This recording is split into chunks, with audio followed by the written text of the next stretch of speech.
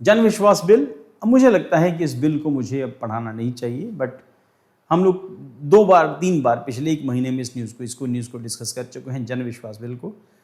फिर भी मैंने ऐड कर लिया, अच्छा एक बार और डिस्कस कर लेते हैं, इसके बाद इस बिल को डिस्कस नहीं करेंगे।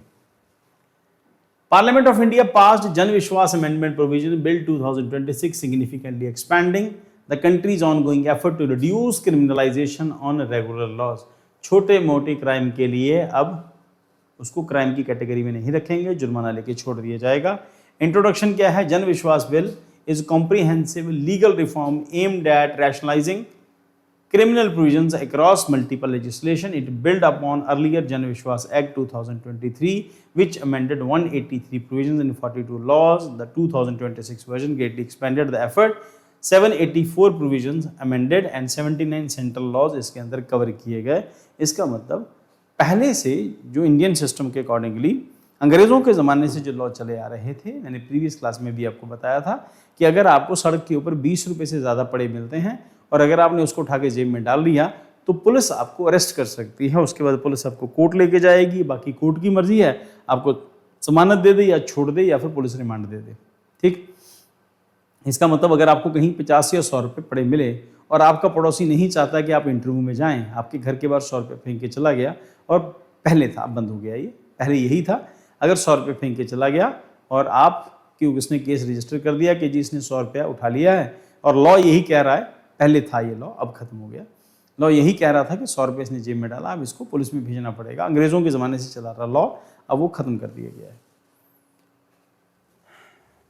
और इस तरह के छोटे छोटे कई सारे और लॉज थे जिनको पास किया गया है।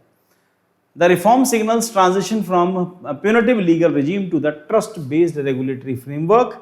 स्कोप एंड कवरेज का introduction in the either house of the Parliament. Reading of the bill, दोनों में से किसी भी हाउस में आ सकता है, लोकसभा राज्यसभा, फिर हाउस में रीडिंग होएगी। Refer to the standing committee को, बिल को स्टैंडिंग कमेटी के पास भेज देंगे। Taken up from the consideration and passing, वहां से पास हो जाएगा, क्लॉज बाय क्लॉज, वहां पर उसके ऊपर डिस्कशन होगा, अमेंडमेंट होगा, उसके ऊपर वोटिंग होगी। Voted to the bill, vote on the bill, process repeated to the other house. एक हाउस से बिल पास हो गया, फिर दूसरे हाउस में पहुंचेगा, दूसरा हाउस फिर वहां पर साइन कर देगा, तो प्रेसिडेंट के साइन के लिए भेजा जाएगा, वहां से हो जाएगा, फिर इंडिया में गजट में वो पब्लिश हो जाता है। अगर वो सुप्रीम कोर्ट में कोई पिटीशन फाइल नहीं कर देता तो ये नॉर्मली बिल पास हो जाने का प्रोसेस होता है। Measures adding ease of doing business in India, इसको आप देख लेना, मैंने इसको ऐसे ही छोड़ा हुआ है। देन उसके बाद bill covers a wide spectrum of sectors indicating systematic reforms. Industry and business law में टी एक्ट के अंदर चेंजेस हैं, कोर इंडस्ट्री एक्ट के अंदर चेंजेस, लीगल मेट्रोलॉजी एक्ट के अंदर चेंजेस हैं, urban governance, Delhi development act, municipal corporation act, cantonment act, infrastructure and transport के एरिया के अंदर मोटर व्हीकल एक्ट के अंदर चेंजेस हैं, कोस्टल शिपिंग एक्ट में, पाइपलाइन रिलेटेड लॉज में, कॉलोनियल एरा लेजिस्लेशन में भी चेंजेस किए गए, जिसको हमने डिस्कस किया कि अंग्रेजों के ज़माने से कॉलोनियल लॉ चले आ रहे थे, आज तक कंटिन्यू थे। कैटल ट्रेसपास एक्ट है, लाइव स्टॉक इंपोर्टेशन एक्ट है, Indian succession act. This demonstrate the holistic overall, not sector specific reforms. की फीचर ऑफ द बिल क्या है? डी क्रिमिनलाइजेशन करना है। 805 ऑफेंसेस को डी क्रिमिनलाइज कर दिया गया, मतलब जिन कामों के लिए पहले जेल में भेजा जा सकता था, अब वो क्रिमिनल लॉज की कैटेगरी में नहीं आते, क्रिमिनल प्रोविजंस की कैटेगरी में नहीं आ रहे हैं।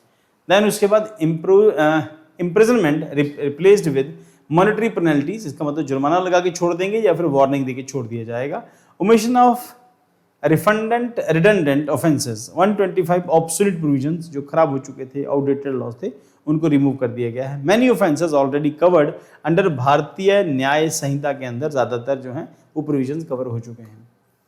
Computing of the offences, 35 offences made compoundable, allows settlement without lengthy court trial, तो सेटलमेंट से वो रिजॉल्व कर दी जाएंगे, लंबे लंबे कोर्ट केसेस में उलझने की जरूरत नहीं है। Rationalisation of the punishment, 53 offences see reduce penalty, disproportionate punishment, life imprisonment वहां पर कुछ केसेस में थी, उसको रिमूव कर दिया गया है। Shift from criminal to civil enforcement के ऊपर लागू कर दिया गया। की डिस्टिंक्शन है, फाइन है क्रिमिनल इम्पोज्ड बाय कोर्ट्स, और उसके बाद पेनल्टी है civil imposed by educating authorities. Objections क्या है इसके अंदर? Objectives, reduce burden of judiciary, faster dispute resolution, improve regulatory efficiency, ये सब कुछ बेटर करना है। Type offences addressed, minor and obsolete offences, removal of trivia violation, elimination of the colonial era provisions. कुल मिला के वही कि अगर आप इंडिया में बिजनेस करना चाहते हैं और आपको पता चला कि इंडिया में कुछ कुछ ऐसे ऐसे अजीब लॉज हैं कि आप फंस सकते हैं, तो कोई भी बाहर से इंडिया में इन्वेस्टमेंट करने नहीं आएगा। और फिर वही पॉइंट जो हमने डिस्कस किया कि मान लो कि पहुंच भी गया यहाँ पर, पता चले उसकी कंपनी के ऊपर एक रद्दी से केस के लिए, बकवास से केस के लिए उसके ऊपर केस फाइल हो गया और वो लंबे कोर्ट ट्रायल के केस में फंस गया, 20 साल तक मुकदमा चलेगा, 10 साल तक मुकदमा चलेगा। Nobody want to do the business in India, और किसी बिजनेस को डिस्करेज करता है इस तरह की जो मुकदमेबाजी होती है, कोर्ट ट्रायल जो होते हैं। तो अब इसका सोल्यूशन क्या है, कैसे केसेस को बाहर करो, जुर्माना लेके मामला खत्म करो, उसके बाद इसको खींचने की जरूरत नहीं होती। और छोटे छोटे लॉज जो हैं जिनमें चेंजेस करने की जरूरत थी, फाइन लेके छोड़ दो, आपस में सेटलमेंट करके छोड़ दो, वार्निंग देके छोड़ दो। देन जनरल कॉन्ट्रावेंशंस क्या हैं, रिडक्शन ऑफ वेग catch all offences. Example, minor violations under the motor vehicle act now made attract warnings, अब सिर्फ जुर्माना वार्निंग देके छोड़ दिया जाएगा। प्रोसीजरल डिफॉल्ट्स क्या है, non serious compliance failure, for example fining, delays and decriminalisation. Obstruction type offences हैं, वेगली डिफाइंड ऑफेंस, रैशनलाइज्ड और रिमूव्ड। ग्रेडेड इन्फोर्समेंट मैकेनिज्म है, the bill introduced progressive compliance framework. हो सकता है कि पहले हम लोग फाइन कम रखें, पर अमेरिका की तरह छोटे छोटे क्राइम्स के लिए अमेरिका में भी फाइन लगाए जाते हैं। और फाइन की रेशियो जो है, जैसे हम लोग सुप्रीम कई बार यूट्यूब के ऊपर देखते हैं, वहाँ पर जज होता है, फाइन की रेशियो क्या होगी वो जज डिसाइड करेगा, फाइन लगा के आपको छोड़ दिया जाएगा और आप फाइन भरते रहो। पहले हो सकता है कि फाइन की जो अमाउंट है वो कम हो, ग्रेजुअली अगर लगेगा कि इसको मेंटेन करने के लिए फाइन को बढ़ाने की ज़रूरत है, तो फाइन को 100, 200, 500 से बढ़ा के 10, 15, 20 हज़ार किया जाएगा। फिर एक आदमी जब 15, 20 हज़ार रुपये का फाइन पे कर देता है, फिर इस तरह के ऑफेंसेस हो सकता है वो ना करे।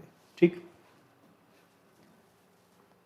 सो वार्निंग, इंप्रूवमेंट नोटिस है, पेनल्टी है, suspension, cancellation of repeated violation, अगर बार बार होता है तो उसकी आरसी कैंसिल हो जाएगी या फिर कोई और लाइसेंस कैंसिल हो जाएगा। Ensure proportionality and fairness, need for the reforms, India had 7,305 criminal offences across 370 laws थे, 5,333 offences with imprisonment provision थे, जेल में डाल दिया जाता था। Over 74 were regularly laws but not core criminal laws। Problem created होती थी, हाई कंप्लायंस बर्डन था, फियर ड्रिवन बिजनेस एनवायरनमेंट था, काम नहीं करना चाहता कोई भी इंडिया में आके, ओवर बर्डन जुडिशियल सिस्टम था, कचहरियों के ऊपर, कोर्ट्स के ऊपर ज़्यादा से ज़्यादा भार था और केसेस बढ़ते जा रहे थे। सिग्निफिकेंस ऑफ द बिल क्या है, ईज ऑफ डूइंग बिजनेस हो जाएगा, काम करना इंडिया में आसान हो जाएगा। Then reduces the fear of criminal prosecution, तो किसी को भी इस तरह की सजा से बचने का मौका मिलेगा। Encourage entrepreneurship and decriminalisation of economy, decriminalise होगी। Limit use of criminal laws to serious offences. Trust based governance होगी। Moves from control to facilitation है। जुडिशियल एफिशिएंसी होगी। Reduces case burden on courts. Conclusion, Jan Vishwas bill 26 represent a paradigm shift in Indian regulatory philosophy. It balances enforcement with the flexibility, promote compliance through incentives rather than fear, and strengthen India's transition towards modern business friendly legal system.